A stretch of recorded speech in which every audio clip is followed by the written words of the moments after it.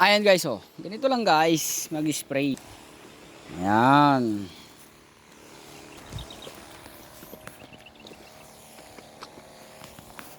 Spray tayo guys. Samahan niyo ako guys.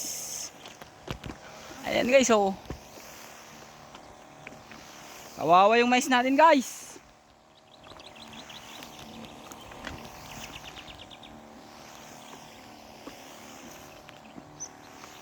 Napakadaming uod.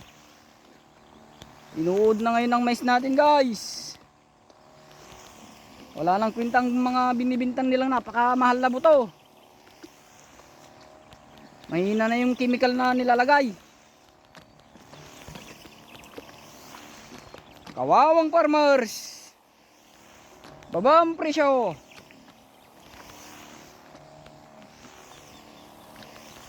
Politika ang yumayaman. Eleksyon na naman. Ayan guys. Dito tayo natapos kanina guys.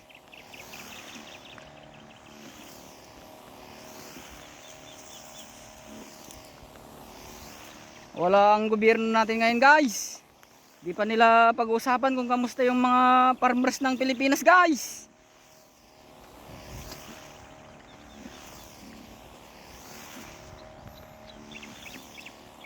Dito ako kanina uminto eh. Dito.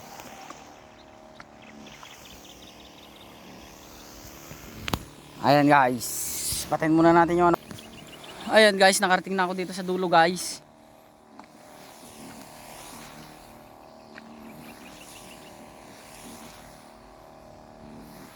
Dati wala nang spray. Pamatay damo na lang guys. Pero ngayon insekto at saka uod ang ano dumadali sa maisan natin. Hybrid pa to guys, dapat hindi na inuud to.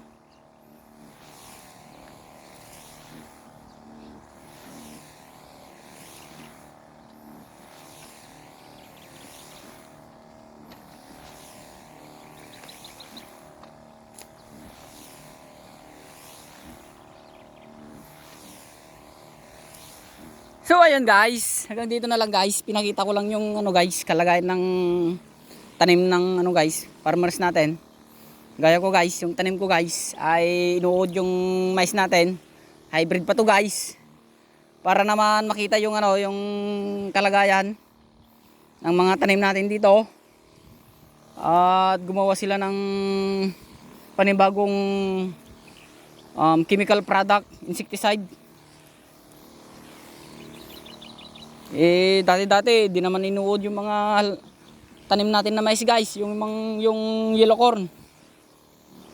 Tapos kung makagawa naman sila ng ano guys, ng chemical insecticide na produkto nila, ay napakamahal naman yung benta. Gaya nito, Prebaton, 250 ml. Binili ko 850.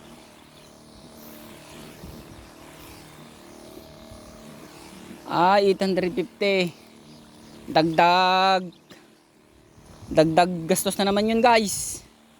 Tapos yung produkto natin na mais ay pababa ng presyo guys.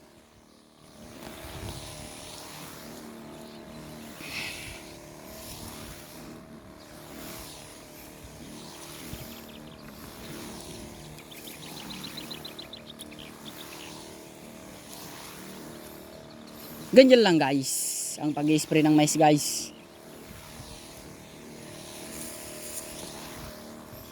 Grabe yung uod guys. Mas grabe sa kabila guys, yung ano, yun sa in-upload ko kahapon sa Reels.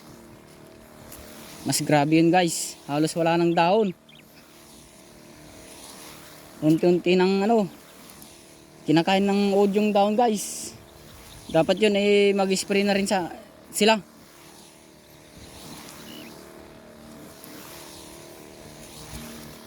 Buwelta na tayo guys, buwelta na. Buwelta na naman tayo guys. Walang humpay na uod guys.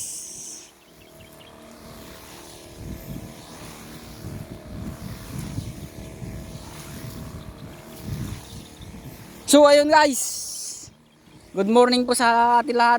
Walang labas na. Ano bang ulam natin dyan?